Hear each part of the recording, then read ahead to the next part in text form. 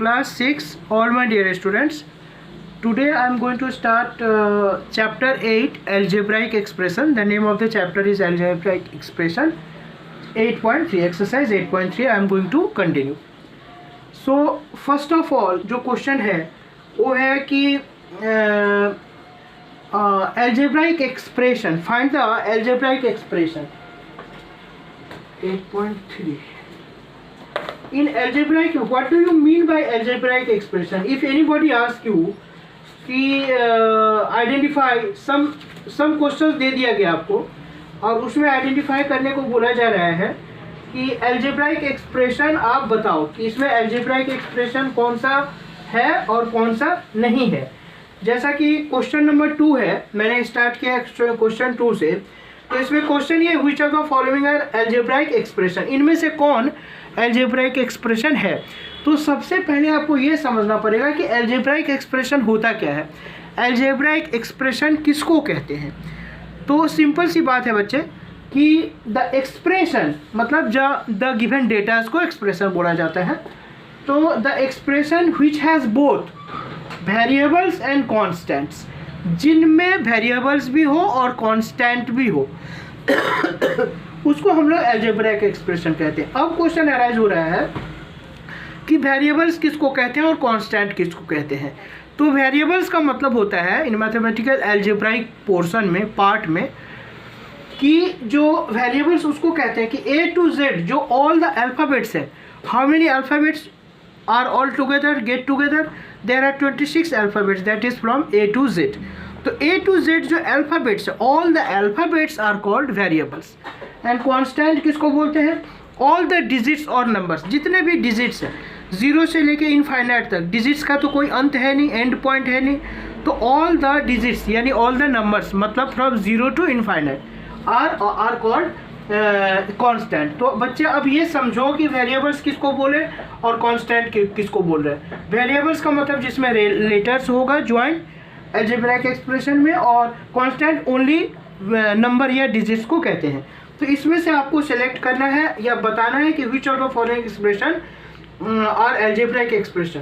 तो वेरिएबल्स का एग्जांपल भी मैंने अलग से लिख दिया है ताकि आपको समझ में आ जाए. All the alphabets A to Z and constant all the digits that is from 0 to infinite.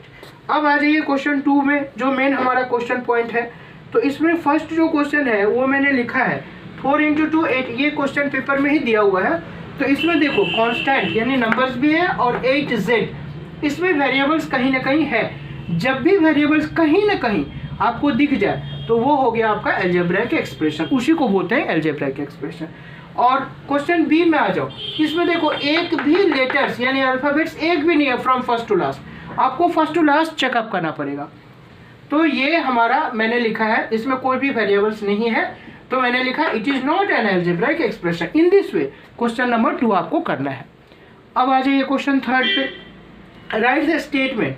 ये अलजेब्राइक एक्सप्रेशन दिया हुआ है, इसके बदले में आपको स्टेटमेंट मतलब सेंटेंस यानी वाक्य लिखना है. तो कैसे लिखोगे, Z-2 इसका अलजेब्राइक जो एक्सप्रेशन होगा वो होगा 2 सब्ट्रैक्टेड फ्रॉम Z.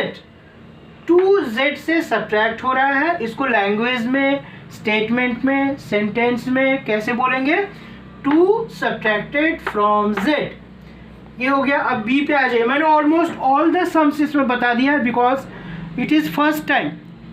आपको क्लास 5 में you had no algebra, class 6 में फर्स्ट टाइम अलजेब्रा आपको आ रहा है, फेस करना पड़ रहा है. So I am explaining this type because ये आपसे नहीं हो पाएगा, मैं जानता हूँ, इसीलिए आपको मैंने 3 का ऑल द पार्ट्स बना के दिया है. अब आ जाइए सेकेंड बी पे, -17y. तो अलजेब्रा में क्या होता है, डिजिट्स और वेरिएबल जब दोनों ज्वाइंट हो जाता है वो मल्टीप्लाई का केस कंसीडर किया जाता है या मल्टीप्लाई का केस होता है.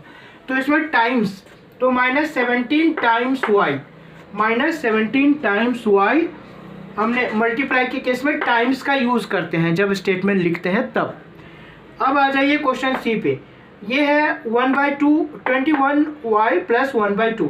तो इसका अलजेब्राइक एक्सप्रेशन या स्टेटमेंट क्या होगा, 1/2 मैंने हाफ लिखा हुआ, हाफ मीन्स 1/2 होता है बच्चे. तो 1/2 is added to 21y, that is 20 times y.